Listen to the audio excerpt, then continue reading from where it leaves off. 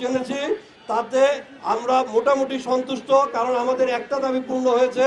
কারণ শুধুমাত্র ডাক্তার শব্দটি যে মেডিকেল গ্র্যাজুয়েট ছাড়া অন্যরা কেউ ব্যবহার করতে পারবে না, এতে আমরা সন্তুষ্ট।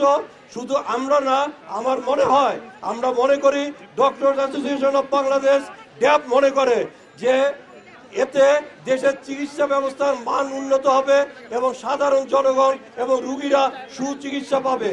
তারা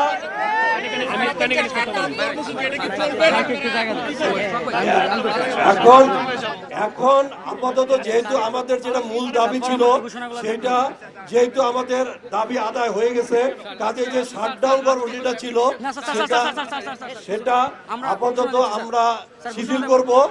আমরা আলোচনা করে এটা শিথিল করা হবে এবং চিকিৎসকদের স্বার্থ সংশ্লিষ্ট যে কোনো নৈতিক দাবির সাথে আমরা ডক্টর অ্যাসোসিয়েশন অফ বাংলাদেশ ড্যাব সবসময় একাত্মতা ঘোষণা করছি এবং সবসময় আমাদের সমর্থন রয়েছে। এবং আমরা বাকি যে দাবিগুলো ছিল সেই দাবিগুলোর ব্যাপারে আমরা আলাপ আলোচনা করব এবং স্বাস্থ্য মন্ত্রণালয়ের আমাদের মাননীয় উপদেষ্টা এবং বিশেষ সহকারী মহোদয়ের সাথে আলাপ আলোচনা করে আমরা আমাদের পরবর্তী কর্মসূচি নির্ধারণ করব।